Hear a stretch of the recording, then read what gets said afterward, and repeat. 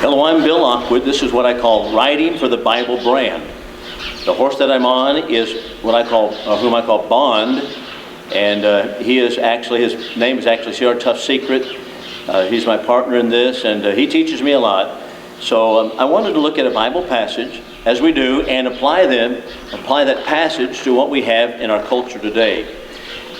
And so the passage I want to look at, and I'm going to call this, it's reading and interpreting the Bible, and then we're going to parallel it to interpreting the Constitution. Interpreting the Bible and interpreting the Constitution. So let's think about the passage, and it's Ephesians 3, and the verses are 3 through 5. Now in Ephesians, the 3rd chapter, Paul has really taken an aside, taken a parenthetical statement regarding the church, and he's told us in chapter 2 in verses 14 and following that he's brought Jews and Gentiles together in one body unto God through the cross, having slain the enmity thereby. But then he stops and he makes a statement in verses 2 through verse 13 of chapter 3, in which is really a parenthesis of what he's had to say. And he's about to thank God for being able to be the minister of doing that. So in that statement, he makes this comment. He says, how that by revelation was made known to be the mystery.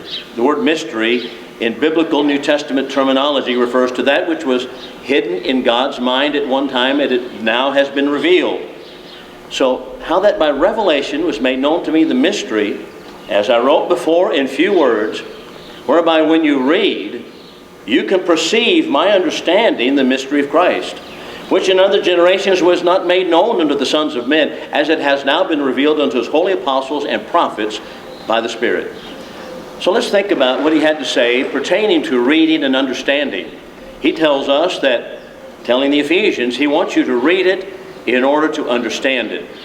And when you do, you can understand what he understands, that he received it by revelation. That's a pretty simple statement. Sometimes people say to me, well, I don't understand the Bible. Well, I ask the question, well, what part don't you understand? What part of it is it with which you're having difficulty? Most frequently, they're just saying that because they've heard other people say it, and they kind of look at the Bible as they fall asleep at night, and I don't understand where things fit together, and most of the time we don't understand because we're not reading. But be that as it may, Paul shows us that we need, in order to interpret it, we need to read it. Now let me stop here and note something regarding the Roman Catholic Church. And in their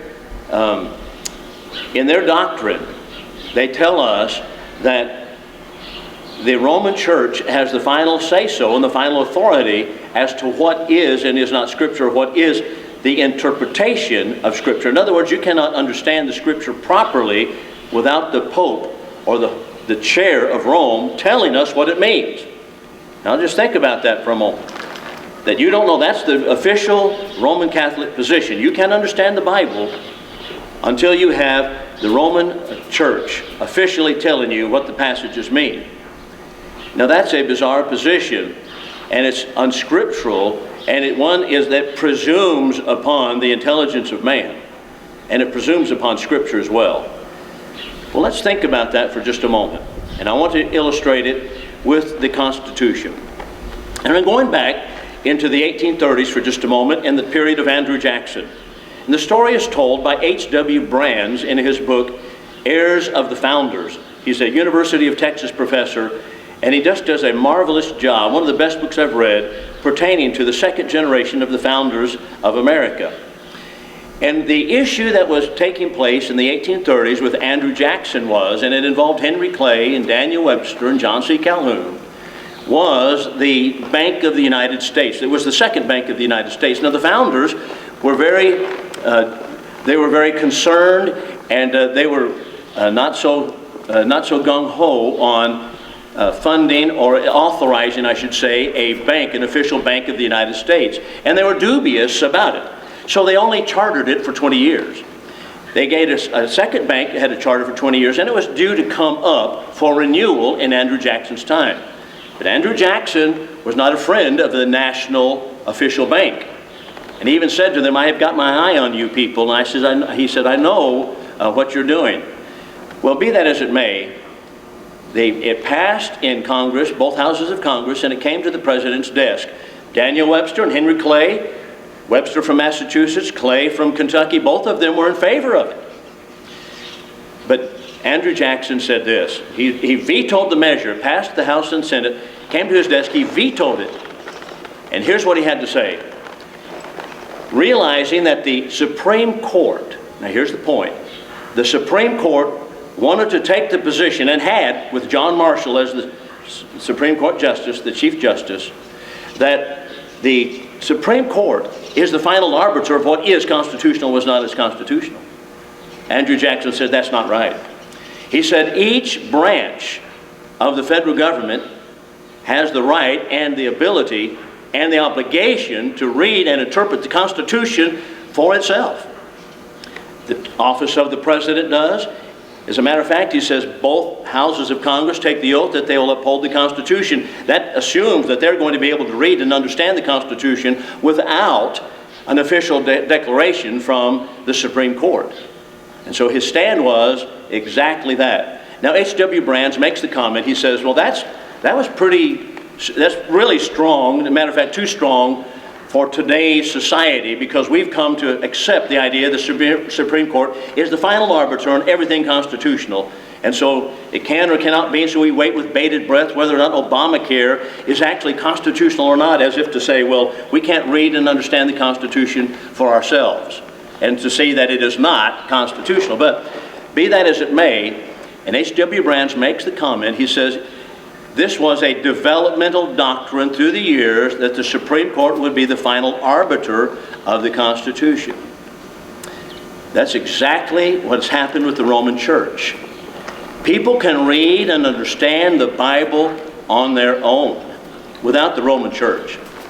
Now you think about a passage for a moment, another passage that the Roman Church utilizes to establish their primacy in this regard, and that's Matthew 16, verses 16 through 18. So I asked in a public discussion, I had one with Bob Sungenis several years ago, a Roman Catholic debater. I said, okay, what is the passage in which you would establish the Roman Catholic supremacy and primacy in this particular matter, such as the interpretation of the Bible?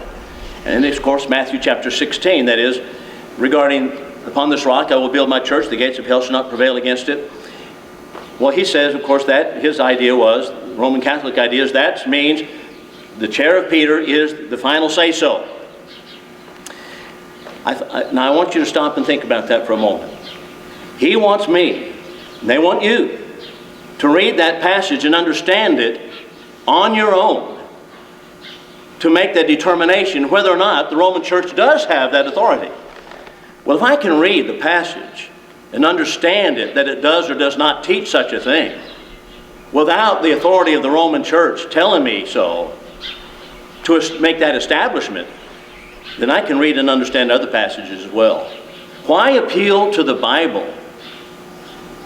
Why would the Roman Church appeal to the Bible to establish that they are the final arbiter of it, if we can read and understand the passage on our own anyway? And that's self-contradictory, is what it is. We can understand the Bible without the Roman Pope. And what happened is that the Roman Church has taken in hand through the centuries as a developmental doctrine, just the same as Brands talks about the Supreme Court of the United States. And it reminds me of this illustration that I read somewhere. An old woman comes up to a rickety bridge, and she wants to cross the bridge that is kind of swaying and moving, and there's kind of some planks, and it looks unsafe, and she doesn't want to cross it, and she's afraid, I don't think I can cross that bridge. And why? Well, it's unsafe. It's not a safe bridge. So four gentlemen said, well, we'll put you on a chair, we'll carry that chair, and you sit on that chair, and we'll cross you over. And she felt better about that. Now, well, she's sitting on the chair, but she's still crossing the bridge. It's the same thing. We can read and understand the Bible without the Roman Church. As a matter of fact, when I read and understand the Bible, that's how I know the Roman Church is wrong. But it does point out and highlight Ephesians chapter 3. Paul says he wants you to read it, he wants you to understand it, and when you read it and understand it, you'll have his knowledge that he received directly from God.